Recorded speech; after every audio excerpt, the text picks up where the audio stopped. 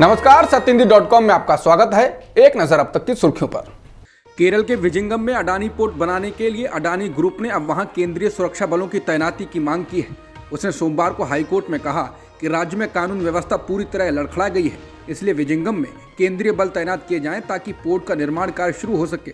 बता दें, अडानी पोर्ट का विरोध केरल के तटवर्ती गांव में फैलता जा रहा है। रविवार को हुए प्रदर्शन और पुलिस स्टेशन पर हमले के आरोप में पुलिस ने 3000 लोगों के खिलाफ FIR दर्ज कर स्थिति नियंत्रण करने का दावा किया है, लेकिन विजिंगम में तनाव बरकरार है। मछुआरों की आवाज़ दबकर रह गई है कि आखिर वो इस पोर्ट का विरोध क्यों कर रहे हैं। अब मुख्य मुद्दा प्रदर्शन हो गया है।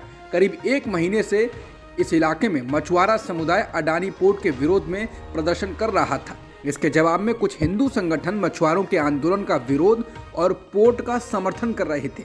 मछुआरों के प्रदर्शन को केरल के सभी चर्चों का समर्थन प्राप्त है।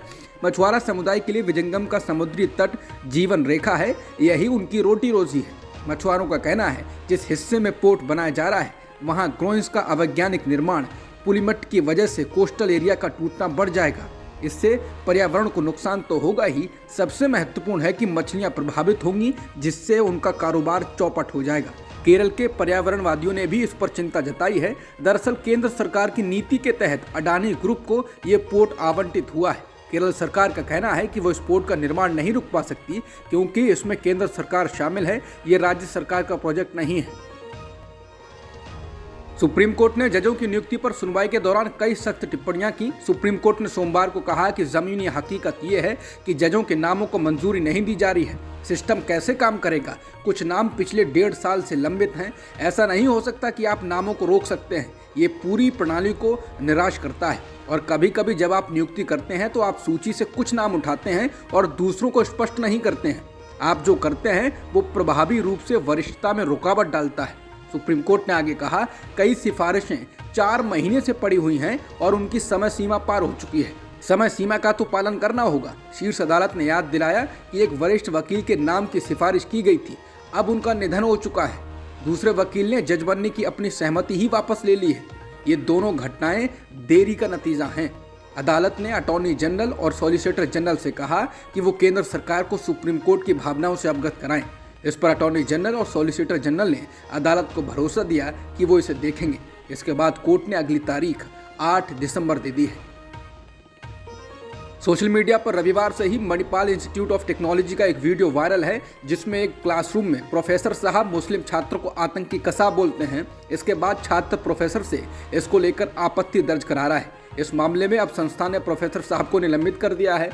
वायरल वीडियो में छात्र प्रोफेसर से भिड़ते हुए दिखाई दे रहा है, जब प्रोफेसर ने क्लास के दौरान छात्र को आतंकवादी कहा।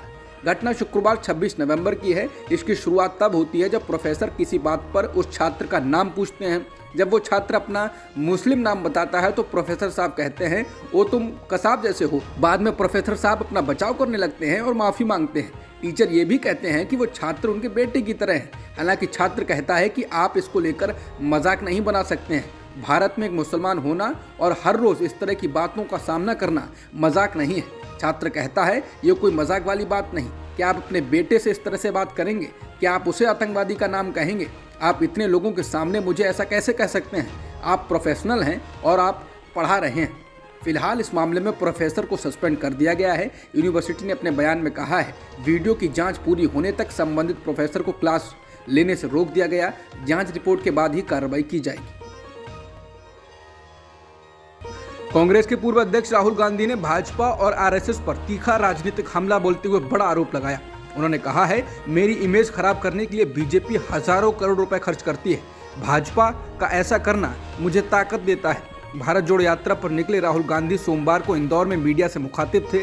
राहुल गांधी से सवाल किया गया था, भारत बचाओ यात्रा में उठाए जा रहे सवालों के माकूल जवाबों से इतर बीजेपी आपकी दाढ़ी, कुर्ते एवं पूजा करने आदि पर कटाक्ष कर रही है। इसे किस तरह से देखते हैं और कैसे लेते हैं? राहुल गांधी ने कहा, भाजपा की दिक्कत है कि उन्होंने हजारों करोड़ रुपए मेरी इमेज को खराब करने में लगा दिए, लेकिन ये मेरे लिए फायदेमंद रहा। मेरी इमेज बनी। सच्चाई को छुपाया नहीं जा सकता। अगर आप किसी बड़ी शक्ति से लड़ रहे हो तो निजी हमले होंगे। अगर मुझ पर ये हमले हो रहे हैं तो मुझे लगता है कि मैं सही काम कर रहा हूँ। ये एक प्रकार से मेरा गुरु है। ये मुझे सिखाता है कि मुझे इधर जाना है, उधर नहीं जाना है। उन्होंने सवाल उठाते हुए कहा, लड़ाई क्या है? लड़ाई जो आपके सामने खड़ा है लड़ाई उसकी सोच को गहराई से समझने की है। मैं धीरे धीरे आरएसएस और भाजपा की सोच को अच्छे से समझने लगा हूं। राहुल गांधी ने भारत जोड़ो यात्रा को लेकर कहा कि यात्रा का सुस्पष्ट लक्ष्य भारत में फैलाई जा रही नफरत और हिंसा से उत्पन्न भय का माहौल समाप्त करने का है। ये यात्रा कांग्रेस पार्टी से आगे निकल चुकी है। दरअसल यात्रा हिंदुस्तान के दिल की आवाज को उठा रही है। कांग्रेस और आम लोगों के साथ भाजपा आरएसएस के लोगों को भी ये अच्छा लग रहा है। सभी यात्रा से जुड़ रहे हैं। राहुल गांधी ने कहा कि भारत को चलाना प्रगतिशीलता का काम है। देश को आगे ले जाने के लिए जरूरी है कि जनता की आवाज को सुना जाए। भाजपा और आरएसएस की मुश्किल ये है कि दोनों ही जनता की आवाज को सुनना नहीं चाहते हैं। राहुल ने कहा, ये यात्रा मेरी जिम्मेदारी और एक तरह से तपस्या है। इस देश में जो नफरत और हिंसा फैलाई जा रही है वो देश के लिए खतरनाक है, तो मेरी जिम्मेदारी है कि मैं इस डर, हिंसा और नफरत के खिलाफ आवाज उठाऊं। करुणा, भाईचारा, आपसी सद्भाव इस देश की शक्ति रही है। इसका लक्ष्य देश को याद दिलाना है इस देश की संस्कृति क्या है, इतिहास क्या है, डीएनए क्या है। अगर हम इससे भटके तो इससे देश का बहुत नुकसान होगा। राजस्थान में सीएम अशोक गहलोत और सचिन पायलट के बीच चल रहे घमासान पर राहुल गांधी से जब सवाल पूछा गया तो उन्होंने कहा, ये दोनों नेता हमारे एसेट हैं। मैं इस बात की गारंटी दे सकता हूं कि राजस्थान में इसका भारत जोड़ो यात्रा पर कोई असर नहीं पड़ेगा। बता दें, भारत जोड़ो यात्रा दिसंबर के पहले हफ्ता में राजस्थान में पहुंचेगी। उससे पहले अशोक गहलोत और सचिन पायलट के बीच तकरार बढ़ गई। अशोक गहलोत ने एक इंटरव्यू देकर सचिन पायलट को गद्दार कहा और कहा कि वो मुख्यमंत्री नहीं बन सकते हैं। समाजवादी पार्टी के वरिष्ठ नेता आजम खान ने कहा है कि वो समाजवादी पार्टी के अध्यक्ष अखिलेश यादव से आग्रह करेंगे कि वो चुनाव आयोग से ये निवेदन करें कि रामपुर में बीजेपी के उम्मीदवार को जीता हुआ घोषित कर दिया जाए। आजम खान ने कहा कि रामपुर में चुनाव की जरूरत ही क्या है। आजम खान ने रविवार को आयोजित प्रेस कॉन्फ्रेंस में कहा कि रामपुर में चुनाव नहीं हो रहा है। उन्होंने कहा कि आज ही पुलिस ने 50 घरों के दरवाजे तोड़े हैं, सड़कों से बेगुनाह लोगों को उठाकर ले गए हैं और उनकी पत्नी और शहर की पूर्व सांसद और पूर्व विधायक को भी नहीं बख्शा गया है। आजम खान ने कहा, ये चेतावनी दी गई है कि हम लोग घरों में रहें और बाहर ना निकलें। उनके पास इसकी रिकॉर्डिंग है जिसमें लोगों से कहा गया है कि अगर समाजवादी पार्टी को वोट दिया तो घर खाली करा लिए जाएंगे। उन्होंने कहा कि पुलिस गलियों में फ्लैग मार्च कर रही है। आजम खान ने कहा कि महिलाओं के साथ अभद्रता और शर्मनाक बर्ताव किया गया है। बताना होगा कि साल 1977 के बाद ये पहला मौका है जब आजम खान या उनके परिवार का कोई सदस्य इस सीट से चुनाव मैदान में नहीं उतरा है। समाजवादी पार्टी ने आसिम रजा को चुनाव मैदान में उतारा है। बीजेपी ने यहां से आकाश सक्सेना को टिकट दिया है। कांग्रेस और बीएसपी ने इस उपचुनाव में अपना उम्मीदवार नहीं उतारा है। हरियाणा में आदमपुर उपचुनाव में जीत हासिल करने के कुछ दिनों बाद ही रविवार को घोषित जिला परिषदों के लिए पंचायत चुनाव के नतीजे में बीजेपी को झटका लगा है। पार्टी ने 102 वार्डों में से सिर्फ 22 सीटों पर जीत हासिल की है। हरियाणा के 22 जिलों में 411 जिला परिषद वार्डों के लिए 3 चरणों में चुनाव हुए थे। ओम प्रकाश चौटाला के इंडियन नेशनल लोकदल ने सिरसा में बहुत अच्छा प्रदर्शन किया, जबकि आम आदमी पार्टी ने भी जिला परिषद चुनावों में प्रभावशाली उपस्थिति दर्ज करा दी है। मुख्य विपक्षी दल कांग्रेस और दुष्यंत चौटाला की जेजेपी ने पार्टी सिंबल पर चुनाव नहीं लड़ा था। बीजेपी के लिए सबसे अधिक चिंता का विषय ये भी रहा कि वो पंचकुला में सभी 10 सीटों पर हार गई है, जबकि वो अंबाला में भी अच्छा प्रदर्शन नहीं कर सकी, जहां उसके केवल 2 उम्मीदवार जीत हासिल कर सके। वो सिरसा और अंबाला में आम आदमी पार्टी से पीछे रही। यही नहीं, कुरुक्षेत्र के भाजपा सांसद नायब सिंह सैनी की पत्नी सुमन सैनी भी अंबाला जिला परिषद के वार्ड 4 में निर्दलीय उम्मीदवार राजेश देवी से 236 मतों के अंतर से हार गई। पंचायत चुनाव में आम आदमी पार्टी का प्रदर्शन अच्छा रहा। उसने 15 सीटों पर जीत हासिल की है। इंडियन नेशनल लोकदल ने जिला परिषद की 72 सीटों पर चुनाव लड़ा था और इसमें उसे 14 सीटों पर जीत हासिल हुई है, जबकि कांग्रेस ने अपने चुनाव चिन्ह पर पार्टी नेताओं को मैदान में नहीं उतारा था। पंचायत चुनाव में बड़ी संख्या में निर्दलीय उम्मीदवारों को जीत मिली है। बीजेपी के एक नेता ने कहा कि हम इसका आकलन करेंगे कि ऐसा क्यों हुआ है। नेता ने कहा कि मेरा मानना है कि हमें जमीनी स्तर पर और काम करने की जरूरत है। कांग्रेस अध्यक्ष मल्लिकार्जुन खड़गे 2 दिनों के लिए गुजरात में हैं। वो चुनाव प्रचार कर रहे हैं। इस दौरान सूरत में एक जनसभा को संबोधित करते हुए कांग्रेस अध्यक्ष ने पीएम मोदी और बीजेपी पर जमकर हमला बोला और पीएम मोदी को झूठों का सरदार बताया। उन्होंने कहा कि मोदी और अमित शाह अक्सर पूछते हैं कि 70 सालों में कांग्रेस ने क्या किया।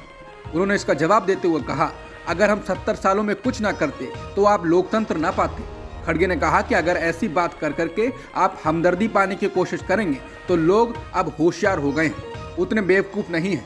एक बार अगर झूठ बोलोगे तो लोग सुन लेंगे, 2 बार बोलोगे तो भी सुन लेंगे, लेकिन कितनी बार बोलेंगे? झूठ पर झूठ। ये झूठों के सरदार हैं और ऊपर से बोलते हैं कि ये कांग्रेस वालों ने देश को लूटा है। गुजरात के सूरत में रैली को संबोधित करते हुए दलित वर्ग से आने वाले कांग्रेस अध्यक्ष खड़गे ने पीएम मोदी पर निशाना साधा और कहा कि आपके जैसा आदमी जो हमेशा कहता है कि मैं गरीब हूं, हम भी गरीब हैं, हम तो गरीब से भी गरीब हैं, हम तो अछूतों में से आते हैं, कम से कम आपकी चाय तो कोई पीता है, मेरी चाय भी नहीं पीता कोई, और फिर आप बोलते हैं मैं गरीब हूँ, मेरे को किसी ने गालियाँ दी, मेरी तो हैसियत क्या है। खड़गे यही नहीं रुके, उन्होंने गुजरात की भाजपा सरकार पर निशाना साधते हुए कहा, आप गरीबों की जमीन लूट रहे हैं और आदिवासियों को जमीन नहीं दे रहे हैं। जमीन, पानी और जंगल कौन खत्म कर रहा है? आप अमीर लोगों के साथ मिलकर हमें लूट रहे हैं। पंजाब कांग्रेस के पूर्व अध्यक्ष नवजोत सिंह सिद्धू के एक सहयोगी ने दावा किया है कि पिछले 6 महीनों में सीमित भोजन, 2 घंटे योग और व्यायाम के कारण पटियाला सेंट्रल जेल में बंद सिद्धू का 34 किलो वजन कम हो गया है। इंडियन एक्सप्रेस की रिपोर्ट के अनुसार 6 फीट 2 इंच कद के पूर्व क्रिकेटर नवजोत सिंह सिद्धू का वजन अब 99 किलोग्राम है। बता दें, सिद्धू 1988 के रोड रेस मामले में 1 साल की सजा काट रहे हैं। रिपोर्ट के अनुसार सिद्धू के सहयोगी और पूर्व विधायक नवतेज सिंह चीमा ने कहा कि सिद्धू कम से कम 4 घंटे मेडिटेशन यानी ध्यान करते हैं, 2 घंटे योग और व्यायाम करते हैं, 2 से 4 घंटे पढ़ते हैं और केवल 4 घंटे सोते हैं। उन्होंने कहा कि जब सिद्धू साहब अपनी सजा पूरी करके बाहर आएंगे तो आप उन्हें देखकर हैरान रह जाएंगे। वो बिल्कुल वैसे ही दिखते हैं जैसे वो क्रिकेटर के रूप में शुरुआती दिनों में दिखते थे। चीमा ने शुक्रवार को 45 मिनट के लिए पटियाला जेल में सिद्धू से मुलाकात की थी। सिद्धू को जेल में क्लर्क के रूप में काम दिया गया है। वो क्लर्क के रूप में अपनी ड्यूटी को निभाते हैं। जेल अधिकारी उन्हें कुछ कागजी कार्रवाई भेजते हैं, वो इसे हर दिन करते हैं। दिल्ली में श्रद्धा वालकर जैसा एक और हत्याकांड सामने आया है। इस मामले में अंजन दास नाम के शख्स की उसकी पत्नी और बेटे ने हत्या कर दी। मां और बेटे ने अंजन दास को नींद की गोलियां खिलाईं और मौत होने के बाद उसके शव को टुकड़ों में काट दिया। मां का नाम पूनम जबकि बेटे का नाम दीपक है। श्रद्धा वालकर मामले में आरोपी आफ्ताब पूनावाला की ही तरह पूनम और दीपक ने अंजन दास के शरीर के टुकड़ों को काटकर फ्रिज में रखा था और इन्हें पूर्वी दिल्ली के पांडव नगर सहित अलग अलग इलाकों में फेंक दिया। पुलिस को इस साल जून में पांडव नगर इलाके में शव के टुकड़े मिले थे, लेकिन तब ये नहीं पता चल सका था कि अंजन दास के शव के ही हैं, क्योंकि ये बहुत ज्यादा सड़ी गली अवस्था में मिले थे। श्रद्धा हत्याकांड के सामने आने के बाद इस बात की जांच की गई कि पांडव नगर में मिले शव के टुकड़े क्या श्रद्धा वालकर के हैं, लेकिन लंबी जांच पड़ताल के बाद पुलिस ने पाया ये टुकड़े अंजन दास के शव के थे। दिल्ली पुलिस ने बताया है कि पूनम और दीपक ने इस साल जून में अंजन दास की हत्या कर दी थी और इसके पीछे वजह अंजन दास के अवैध संबंधों का होना था। ईरान में सरकार विरोधी प्रदर्शनों का समर्थन करने पर वहां के सर्वोच्च नेता अली खामनेई की भतीजी फरीद मोरादखानी को गिरफ्तार कर लिया गया है। दूसरी तरफ एक कार्यक्रम में हिस्सा लेने भारत आ रहे फिल्म मेकर रजा दोरमिशन को ईरान सरकार ने रोक दिया है।